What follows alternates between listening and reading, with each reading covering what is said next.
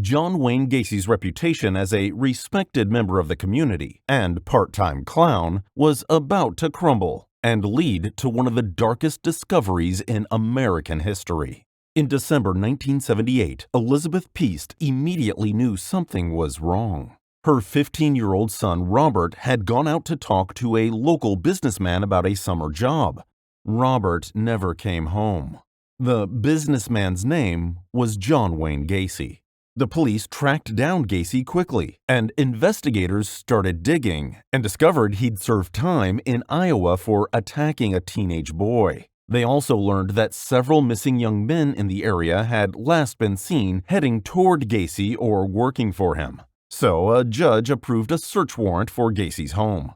Inside, detectives found clothing that didn't belong to him, identification belonging to other young men, and a strange smell seeping from the crawl space. That wasn't enough for an arrest, so they put him under 24-hour surveillance, while they built their case and got another warrant. This time what they found was horror beyond imagination. Following the smell, they looked more closely into that crawl space. There, they discovered human remains, then more remains, and more after that. Eventually, they would recover 29 bodies from the home. Gacy was arrested on December 22, 1978. He eventually confessed, though he tried to claim an alter ego named Jack had committed the crimes. He also later drew maps of where bodies were buried in his crawl space, numbering them like a grotesque inventory. The trial was a media circus, perfect for a clown like Gacy. He was found guilty and sentenced to the ultimate punishment. Jeffrey Dahmer's reign of terror ended not through brilliant detective work, but because one man refused to have his life taken. On July 22, 1991, around midnight in Milwaukee, two police officers spotted a man running down the street with handcuffs dangling from his wrist. Tracy Edwards was frantic, terrified, and begging for help. He said a freak had tried to restrain him in a nearby apartment. Edwards led the officers to the location, apartment 213. A calm, polite, blond man answered the door, Jeffrey Dahmer. He tried to explain the situation away as a misunderstanding between drinking buddies. Okay, fine, but the officers needed that key to the handcuffs, so they stepped inside. As one officer walked toward the bedroom, he noticed a number of Polaroid photographs scattered in an open drawer. The photos showed Dahmer's victims in various stages of his crimes. The officer froze, then said to his partner, "These are for real." Dahmer realized it was over. He tried to fight the officers, but wasn't used to attacking sober victims, so they handily pinned him down. This time, Dahmer was the one in handcuffs. What they found next was beyond comprehension. A victim's head in the refrigerator, 3 more in the freezer, various other body parts stored in a filing cabinet. Photographs documented everything. Dahmer initially denied it all, but began confessing after several hours of interrogation once detectives confronted him with the mountain of evidence. For someone so obsessed with preserving things, he never expected the chilling truth would thaw that day. In the summer of 1985, the Night Stalker was breaking into homes in the dead of night, attacking people in their beds with brutal, random violence. The attacks had no pattern, different neighborhoods, different types of victims, different methods. The randomness made him nearly impossible for police and the public to predict. Then, detectives caught a break. They spotted the same shoe print at multiple crime scenes. This confirmed they were after one attacker. Then they caught another break, this time bigger. At one crime scene, investigators found a single fingerprint on a car that the perpetrator had stolen. That print was matched to Richard Ramirez, a 25-year-old drifter with a record. For the first time, investigators had a face and a name. Police released Ramirez's mugshot to the media on August 30th. His photo was plastered on the front of every newspaper in California. That same morning, Ramirez was in Arizona, completely unaware he'd been identified back in Cali. When he took a Greyhound bus back home and got off in East LA, he saw his own face staring back at him from a newspaper rack. El Maton, The Spanish-language newspaper read, "The Killer." Ramirez panicked and ran. Ramirez jumped a fence into someone's backyard and then tried to drag a woman out of her car. Her husband didn't approve and went after Ramirez with a metal bar. He ran again. He tried to steal another car, but the owner grabbed him and they fought. Ramirez broke free and ran into a nearby neighborhood. Now people were shouting, pointing, and chasing. El Maton ran again. More neighbors joined in the chase. One man grabbed Ramirez and held him. Others piled on, hitting him with pipes, fists, whatever they had. By the time police arrived just minutes later, an angry mob had the Night Stalker pinned to the ground. Deputies had to protect Ramirez from being torn apart. "Save me! Save me!" The Night Stalker was screaming as police dragged him away and put him in jail for the rest of his life. His nights of stalking had come to an end. For years, Aileen Wuornos trusted no one until she trusted the wrong person, and that mistake was what finally brought her down. In 1990, bodies kept appearing along Florida highways. 6 middle-aged men, all taken out with a .22, all found in the woods. Their cars gone, their wallets empty. Then investigators got the break they needed. Police found the car of one of the victims wrecked and abandoned, with a fingerprint on the wheel and a palm print inside. The prints led them to Aileen Wuornos, a 34-year-old pleasure worker, and her trusted friend, Tyria Moore. Then came another break. Detectives noticed something odd when looking into pawn shop records. Florida law required thumbprints for every transaction. The items belonging to victims kept showing up, pawned by 2 women using fake names. But the thumbprints required for pawn shop transactions? Those were real. The prints led them to Aileen Wuornos. Moore, terrified she'd go to prison for something she didn't do, and overwhelmed by the whole situation, eventually agreed to cooperate with the police. She called Aileen repeatedly, asking her to come clean. Each call was recorded. Then, finally, on January 9, 1991, after days of emotional pressure, Wuornos broke. She told Moore she would confess so Moore wouldn't be blamed. Hours later, police arrested Wuornos at the Last Resort Bar in Volusia County. She didn't resist or try to run. She simply said she was ready to talk. And she did, describing what happened during each encounter in startling detail, talking herself right into a jail cell. Bodies started appearing in 1982 along the Green River near Seattle. By 1984, the count was over a dozen and climbing. Police knew they had a serial offender and interviewed hundreds of men, but no solid leads, no witnesses, nothing. But one name kept coming back: Gary Ridgway. Ridgway seemed ordinary, quiet, married, the kind of man neighbors waved to without thinking twice. When investigators first spoke with him in 1983, he played the part perfectly: polite, calm, even helpful. He even agreed to take a polygraph, passed it, and walked away. But the Green River Task Force didn't forget him. Years passed. Then, in the early 2000s, technology finally caught up. DNA profiling advanced enough for cold cases to be retested. So the Washington State Crime Lab took evidence from several Green River victims and ran it through new DNA analysis. The results pointed straight to one man: Gary Ridgway. On November 30th, 2001, detectives pulled Ridgway over outside the truck plant where he worked. He didn't run, fight, or even look surprised. When asked if he knew why he was being arrested, Ridgway simply said, "You got me for the girls." Forensic DNA linked him to 4 victims immediately. Fibers from his workplace connected him to others. Everything investigators spent decades chasing finally locked into place. Ridgway confessed to taking dozens of lives, but really his DNA had already done most of the talking.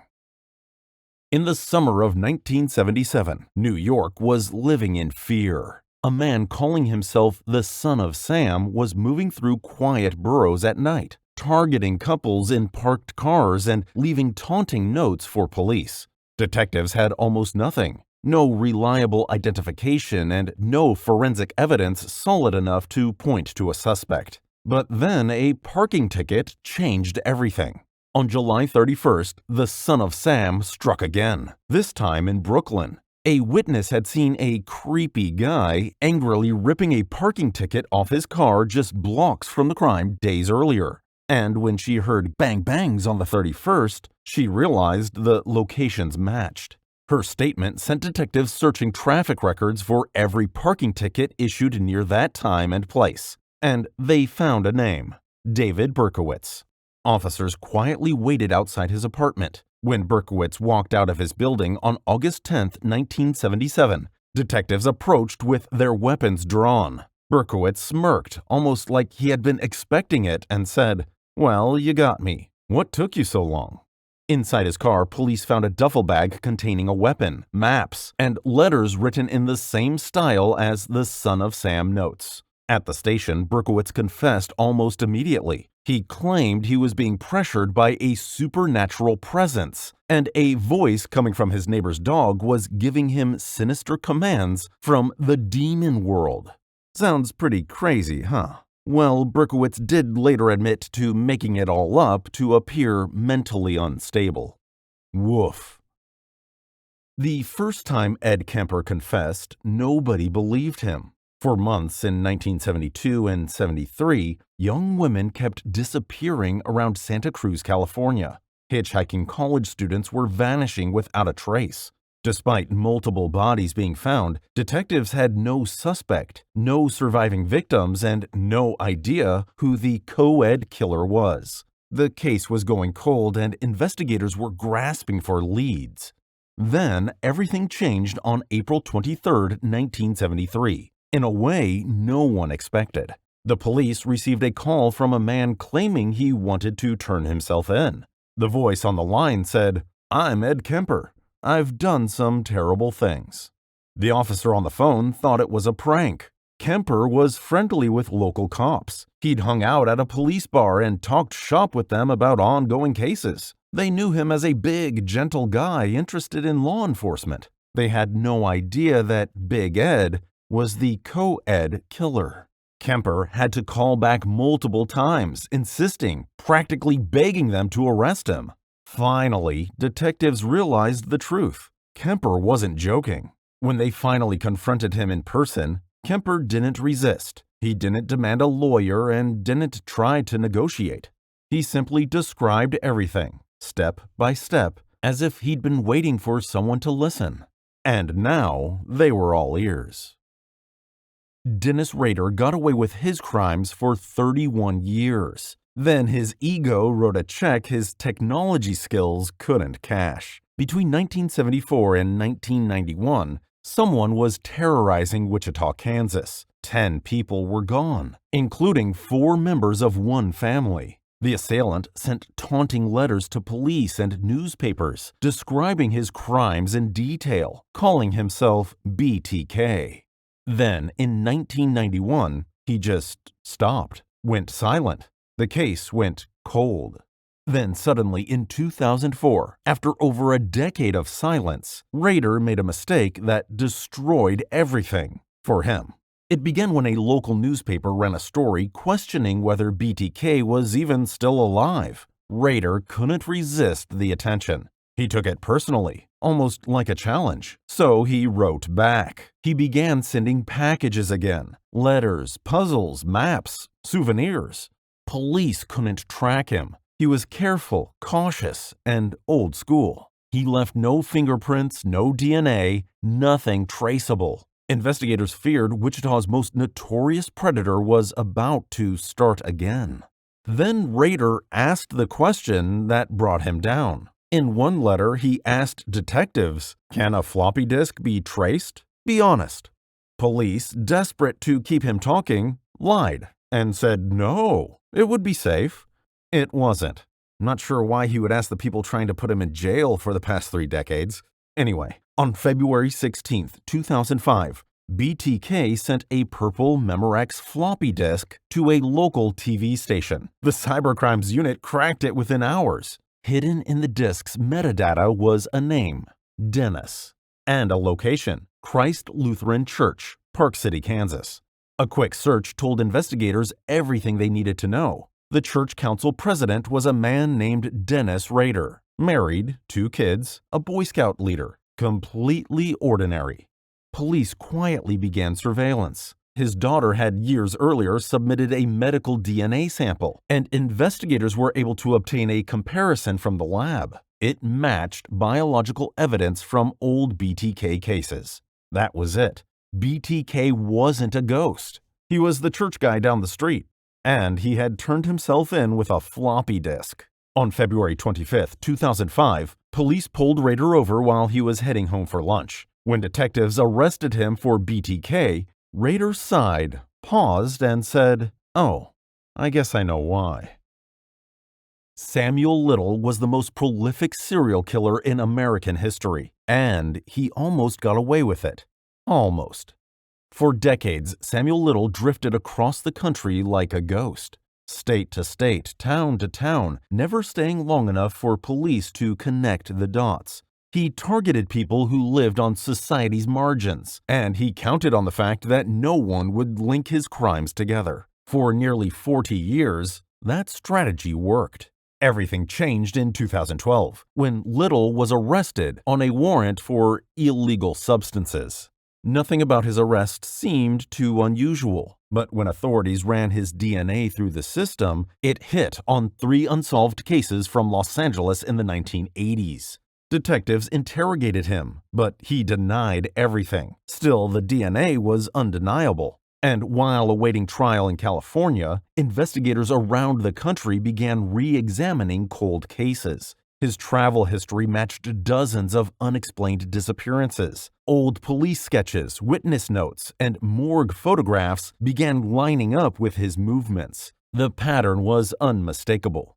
Eventually, Little began to confess. Not to 3 cases, not to 10, but dozens, describing victims, locations, cars, clothing, weather, even the angle of streetlights decades earlier. His memory was disturbingly precise. Over months of interviews, he admitted to taking more than 90 lives. In the end, it turned out that Little was the biggest killer in U.S. history. Ted Bundy thought he was untouchable. He was wrong. It all started to fall apart for him on an August night in 1975, when a Utah Highway Patrol officer pulled over a tan VW Beetle with its lights off, driving suspiciously through a residential area. Inside was a clean-cut, charming man named Ted Bundy, along with what looked like a crime kit: handcuffs, rope, crowbar, ice pick, and ski mask. Bundy tried to play it cool, but was still taken in for possession of burglary tools. It was then that investigators became concerned with something much more chilling than those initial charges. Bundy's tan VW Beetle matched witness descriptions from multiple missing women cases across multiple states. Then came a huge breakthrough. Enter Carol DeRonch. The year before, a man claiming to be a cop tried to take her against her will from a shopping mall parking lot. She fought like hell and escaped. When police brought her in for a live lineup, she pointed straight at Bundy. He was convicted of that crime in 1976 and sentenced to prison. Now the word was out on Bundy. He could now be tied to a much more serious case in Colorado through a combination of witness sightings, timeline evidence, and his travel pattern. So he was extradited to Colorado. And here's where things get really wild. While acting as his own lawyer, he literally jumped out of a courthouse window and escaped. He was free for 6 days before being recaptured. 6 months later, he did it again. Better this time. Bundy crawled through a light fixture in his cell ceiling and walked out the front door of the jail. He made it all the way to Florida. And Florida is where everything unraveled. Bundy just couldn't help himself. He attacked a sorority house in Tallahassee, but he was losing control, getting sloppy. A few weeks later, a Pensacola cop spotted a suspicious VW Bug, this time orange. Man, Bundy really liked those Volkswagens, didn't he? When the police pulled over the car, Bundy fought, kicking, punching, trying to run, but this time his escape was less successful. He gave a fake name, but his fingerprints told the truth, and the FBI's most wanted was finally in handcuffs. Again. Bundy defended himself at trial like it was a performance. The jury wasn't impressed. Ted Bundy's final escape was on January 24, 1989, when he met Old Sparky at Florida State Prison. So, which of these do you think wanted to get caught? Ed Kemper, clearly. But do you think there was a part of the others that wanted to get caught to stop them and face justice for their crimes? Or were they all just evil to the core? Tell us what you think in the comments. And if you're still around, give us a like and subscribe to the channel to get notified about more videos like this in the future. Thanks for watching. See you next time.